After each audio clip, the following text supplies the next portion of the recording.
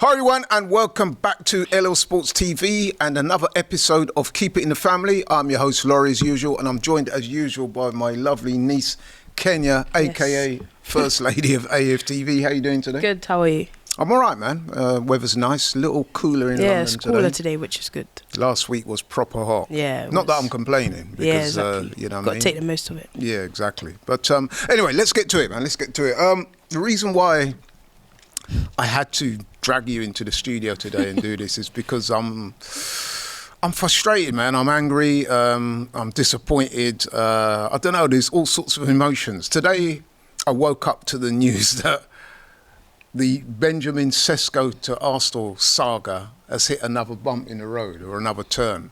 I'm hearing that Sesco is demanding more money, would it be? Yeah. Or he's not happy with Arsenal's wage offer, and he's demanding more money, and they're saying that the transfer could hit a snag. Now listen, I'll be honest with you man, I put my cards on the table a long time ago. I didn't even really want Sesco, but I was like, okay, if the club wants Sesco, then I will trust the club. But I'm looking at Liverpool and City and they're signing up players and moving on, and players are getting ready for pre-season training, all that type of stuff. And I know Zubamendi's in London, so that's likely to happen in the next couple of days. Yeah. But we have not even got Zubamendi sorted out. We need a striker badly. We were being told Isak, then it went from Isak to Gyokeres, from Gyokeres to Sesco, and now we're hearing that Sesco deal might be up. We heard Ollie Watkins last week. Watkins, we're hearing Nancy Madueke, or did I say no? Oh my God. No, but seriously, any footballer that wears a bonnet playing football, man, I've got to question that, you know what I mean? But anyway, all jokes aside, no disrespect. Nani Madueke, good player, but listen, it's not quite what we need. Yeah, not really the level that we should be getting to. I'm getting frustrated, man. And I know your dad was telling me a couple of weeks ago not to panic and to trust Berta and Arteta, and there's nuances to all this. But I just can't help feeling a sense of frustration this morning. Can you? No, look, I feel like the window has only just started, so I'm trying not to be, I wouldn't say I'm worried, but I'm just more frustrated because we haven't lined up our target. So whereas, like, let's say we knew for certain we were definitely going to get Sesco and they were just actively working on that deal, I'd be okay, cool, at least you're working on it, it's getting closer and closer. But from what like Arsenal fans are reading, it's like, oh, we want to get Rodrigo, Nico Williams was a talk for the town, there's nothing there, Sesco, Gyokeres, we're hearing about this French kid now. Like, do you know what I mean? We're hearing all these different things, but it's like, we're hearing like, oh, we're monitoring, we're exploring. It's like, actually inquire, actually maybe go and have talks, and do you know what I mean? And I think that's why a lot of people are on edge, because there's nothing concrete in what we're kind of hearing. And then the Sesco stuff, like, we've been hearing about this guy for over a year, and now we're trying to potentially sign him up. There's more stumbling blocks, and it's like, this should have actually been ironed out maybe a year ago when you guys knew you were chasing him, when last season you tried to get him, and in January you tried to get him. Why weren't all of these things kind of ironed out then? Why is it now that we actually need to get it done? We're a bit more, I don't want to say desperate, but there's more urgency on it.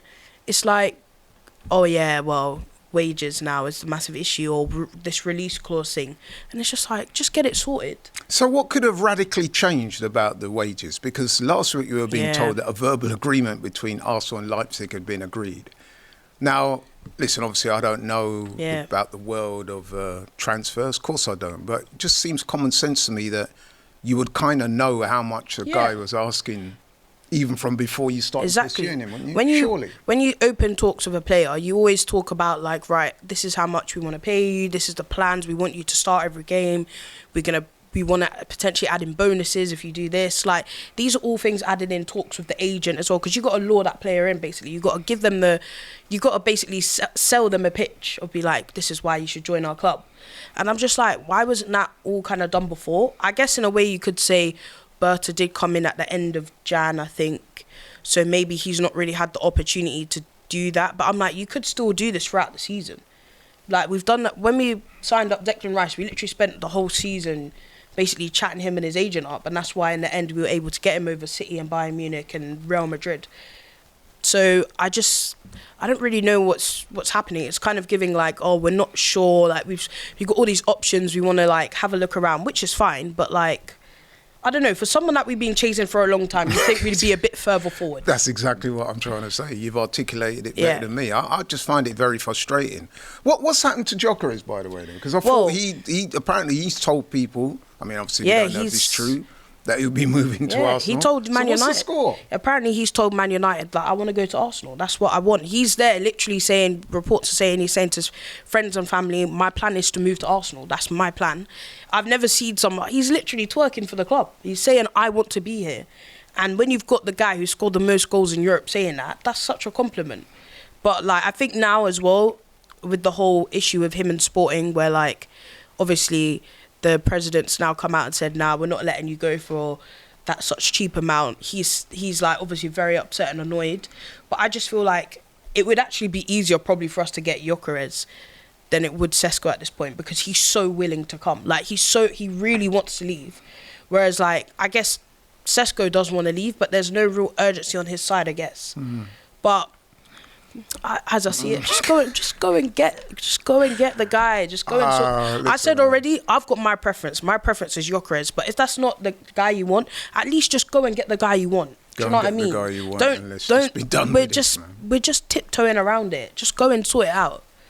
Because there's next thing you know, another club comes in and says, yo, I said already, a team like PSG after the Club World Cup, if we haven't sorted it then, they need a striker. They could turn around and say, yo, Gyokeres, we can pay you whatever you want. You're going to win the league without a doubt every year. You're going to be in the Champions League. Could it be that Sesko's agent is just trying to, like, basically extort Arsenal for more money? Is that what it is? I guess so, but I also am confused now because there's not many other clubs in for him. So before, where like Chelsea also really liked him, and there was other clubs that really liked him, there's not really any other talk of other clubs, from what I know anyways, that are really interested in him. We're the club that are most interested in him. We've been chasing for a long time. So I'm a bit confused as to why now it's kind of like, oh, we're going to try and extort. There's not many options from what I know. And then he turned down Saudi, because Saudi came in for him. He said, no, I want to stay in Europe, which is fine. But like, what other Europe? I don't really know any other European clubs that really want him. I've not heard of a single other club that's linked with Sesko, which is another source of my frustration. It's not like we're battling it out. Yeah, with like other clubs exactly. for his signature. We're not fighting. I've not seen any club. In fact, that was one of the reasons why I was slightly suspicious about the Sesko deal, because if he was that good, surely it would be a bit more sought after. We know for a fact that Chelsea are after a striker. Okay, they've got Delap now. Man United are after a striker. Liverpool are after a striker. Arsenal after a striker. Yeah. Most top clubs are after strikers. You know what I mean? A striker comes on the market. Most of the top clubs will be at least, if not putting a bid, looking.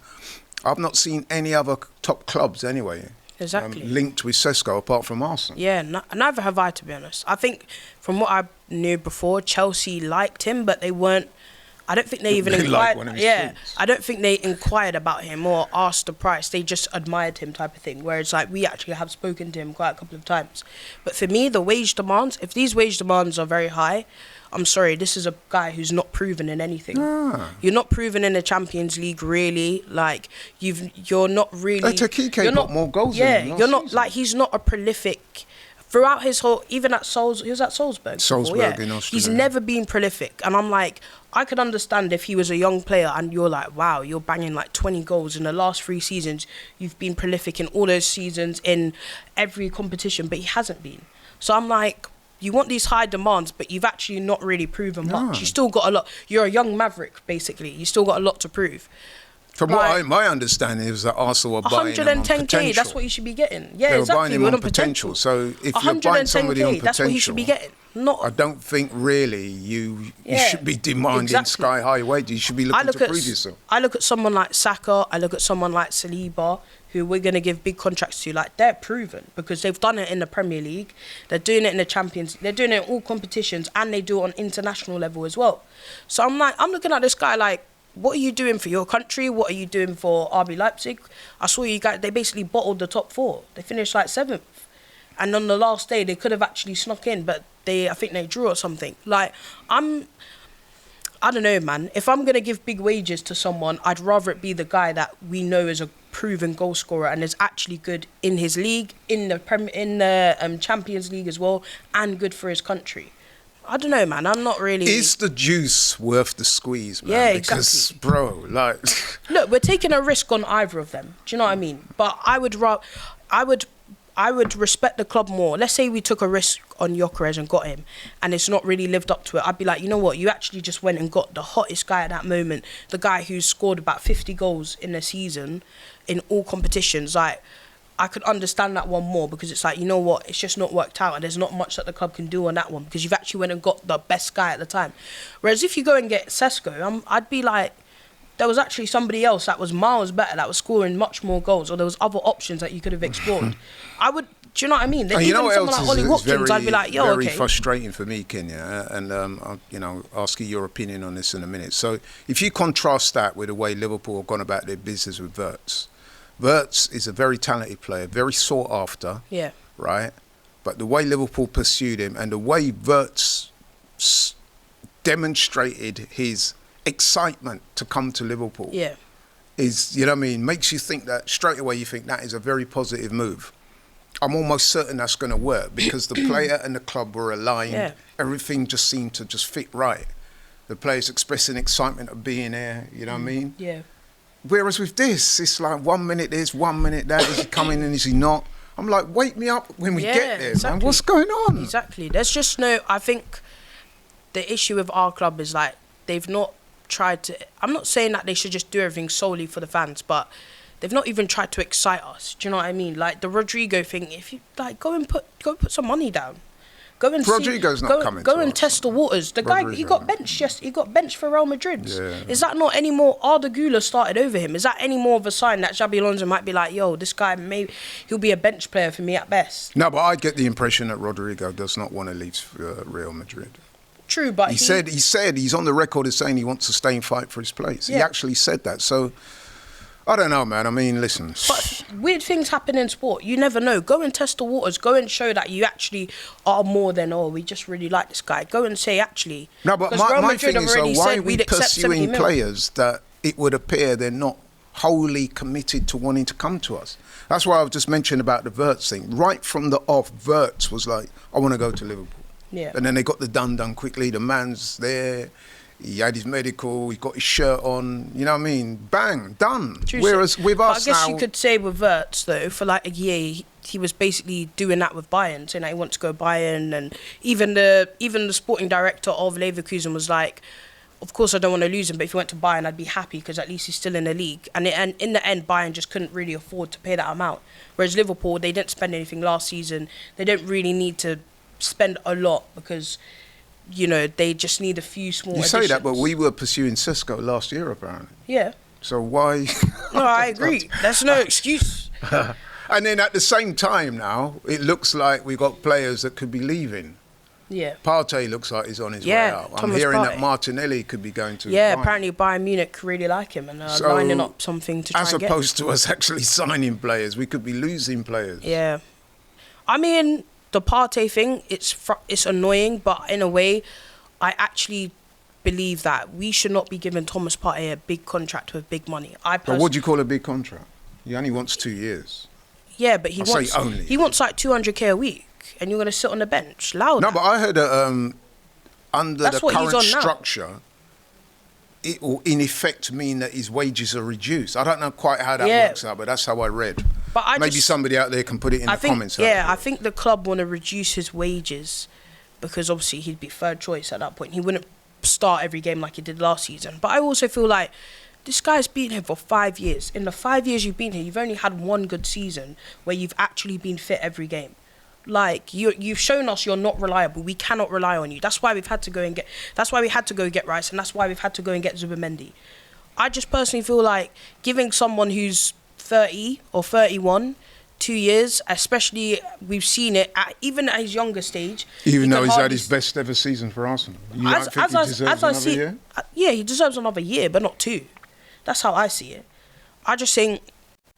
Look, if the club, I don't know about that. But then if you have to replace him, he's got to go out into the market again. Yeah, true. But we're linked to some kid. If that kid's like 20 million... A kid. We're linked to some kid in France. If that kid's like 20 million, you can pay him a small wages. Then it's going to take him 3 years to adapt. See, this is the thing. No, I don't think we've got the time to I'm not saying adapt. that we should get rid of him, but you would be third choice. So we have that chance to actually say, right, he can have the opportunity to build up in the league, maybe in the cup games, or we can rotate. And then even so, it's not like we just throw that kid in the six by himself. He'd be playing with Declan Rice or Zubimendi, who are also, you know, have played at the highest level and would be a bit more acclimatized. But I'm not saying we should get rid of Thomas Partey. I'm just saying that the conditions have to be right. And if we're saying 2 years and about 200k a week, I'm not with that. I'm sorry. That's not worth it. That's not worth it for someone who's shown us we cannot rely on you. We've only relied on him once. I must say, I beg to differ. I would keep him because I just think I would keep him, but more for the right, it's worth for the right transfer costs or whatever. Because you're talking about bringing in a young kid, fine, but then that young kid's going to take another couple of years to acclimatise to the Premier League, and by that time, you know, I mean, I just think that we should be focusing our efforts on bringing in a striker. And, I agree. I'm becoming increasingly exasperated by what I'm seeing and hearing. I mean, what do you make to the Martinelli thing to Bayern Munich? I mean, has that got legs or what? I think so. Yeah. It seems like it's got legs. So make this make sense here. So we were supposed to be bringing in a left winger to supplement what we've got already. Yeah. Not only have we not got another left winger because the Nico Williams thing crashed and burned, as a lot of us predicted it would be. I've already said that I don't believe for 1 second that Rodrigo will come to Arsenal. I think he's made it clear he wants to stay in Madrid. That's up to him, obviously. And now we find out that Martinelli, at the moment anyway, our first choice left winger, could very well be on his way to Bayern Munich. Yeah, I'm reading, like, the guy that reported it, CF Bayern, he's a really good Bayern Munich source. He said Bayern in game for Luis Diaz and that they've actually contacted Martinelli's camp. So there is legs in it, and I remember Barcelona early in the window also looked at Martinelli as one of their options to try and get in. I personally wouldn't sell Martinelli. We need squad depth, and I think he is really good. The only issue with him is that obviously I feel like our system doesn't really suit him. I think at Bayern, if he was to go to Bayern or Barcelona, I think he could get the numbers that he did in that 2022-23 season, where you just say, just go about, there's no defensive responsibility, just go and run around and score. I think he'd get high numbers. But I really like him, keep him. He's another player where he said multiple times how much he loves Arsenal, how he wants to stay here, how it's his family, basically. I wouldn't be trying to get rid of him. It wasn't that long ago. People would call him Gabriel Martinelli the future. Now, I know that, you know, he hasn't quite lived up to his billing, but he's still, as you said, a much valued Arsenal player. He's still a young, valuable player. He's the fastest guy in the team. Yeah. He scores in big games. Works hard. He scores in big games. He Brazilian turns up. international. You never Real Madrid away, Liverpool away. He starts to come back. Things like that. Like I'm not trying to get rid of him personally. No. I'm not saying that should he start. That's another question. But I don't want to get rid of him. I love Trossard, but if it was between Trossard and Martinelli, Trossard would be the one I'd move on just because of his age. Martinelli has more to give to the team, and I think he's quite valuable, and I think a lot of Arsenal fans talk down on him really when he actually is a good servant to the club. He's actually what you need. He can be quite frustrating at times, but then on balance, I do think he's a very good player for us. Would you imagine if we sold Martinelli and got Madueke? What's the difference? No, sure. Exactly. No, I'd rather just keep Martinelli. Let Nancy stay at Chelsea. I'm sorry, Nonny. A Freudian slip. But listen, all jokes aside, man, seriously, this transfer thing is starting to really get to me now. It's frustrating a lot. Because, and one of the reasons why I say that, people, is that I'm trying not to be like overly critical of the club, but our need is desperate, man. If we're gonna throw this monkey off our back of perennial runners-up, we need to demonstrate in the transfer window that we're serious. And from what I'm seeing at the moment, man, for whatever reason, it's just not happening. And it's become a real source of frustration for me. And like I said, when I heard that news this morning about Sesco and the wage demands, I'm like, well, wake me up when we get there, man. What's going on? Exactly. Wage demands, release clause. I'm just man, this verbal agreements. Yeah, like, I'm getting annoyed about this now. This, that. I'm like, when are we going to sign something? Yeah, like I said, over the weekend, we had to sit through Liverpool waxing lyrical about the new signings, Frimpong and Wirtz and Gyokeres literally flying in you know what to do his medical. Like, and we're doing City of sign man, they're over there in the Club World Cup doing their thing. This is real serious shit, man. We've got to get this sorted out. No, you're right. So, forgive me if I sound a little bit, like I said, exasperated and angry. But it's just my frustration coming out. We need to make it shake, man. Yeah, we need to exactly. make it We need to get a move on ASAP. We do. And like I said, I've tried to be patient. Your dad said to me, look, you need to calm down, don't panic. Yeah, I'm not panicking. I was at that stage, I was like, okay, man, yeah, fine. Yeah. But now, I must admit, man, I'm upping the ante on the panic stakes. I'm not panicking because I feel like, don't get me wrong, it is frustrating, but I also look at, other than Liverpool and maybe Man United, what other teams, I guess Chelsea got Delap, like, just around Europe in general, like, a lot of other teams haven't done a lot of business yet. Like, I just feel like it's really early. I'm not going to lose my head. Ask me in about 3 weeks then and ask me where we're at, then I'll be like, okay. But we still have time. But as long as they're in before our pre-season, before we go to Asia, I'm okay with that. But we need to start moving ASAP. I'm so glad you said that. Yeah. The voice of reason, Kenya, the first lady of AFTV, she's laid it out for me. She said, Laurie, chill out, don't panic, trust the club. So I'm going to take a deep breath, calm down. Kenya as ask me in about 3 weeks, then I'll be cussing. She's very sensibly and coherently articulated what she feels might happen, and I believe you. But I've got to say, man, no, I'm with you, man. I am frustrated as well, very frustrated when you watch your rivals who've just won a league. Is he coming? We're watching all of our rivals, even the ones that haven't won anything, be more ambitious than a club that needs to win something. So it is very frustrating. But and like I said, it's not like we've not been here before. That's part of my frustration, is that we've seen this happen before. So understandably, waiting to the last days to get stuff done. Like, don't do that. Go and get it sorted. That's what we did. You know what I'm waiting for? The 83 million plus £1 offer to come. Nah, allow that.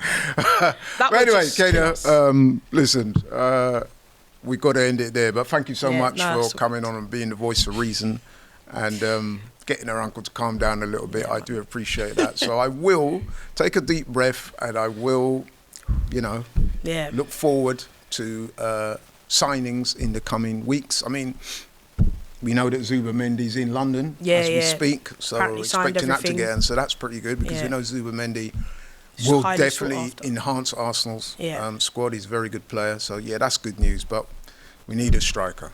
Yeah, simple as that. Kenya, thank you so much. Yes. Thank you guys for watching. Really appreciate it. If you're new to the channel, please like, share, and subscribe. Please spread the word. I'm Laurie. She's Kenya. We're out. Take care.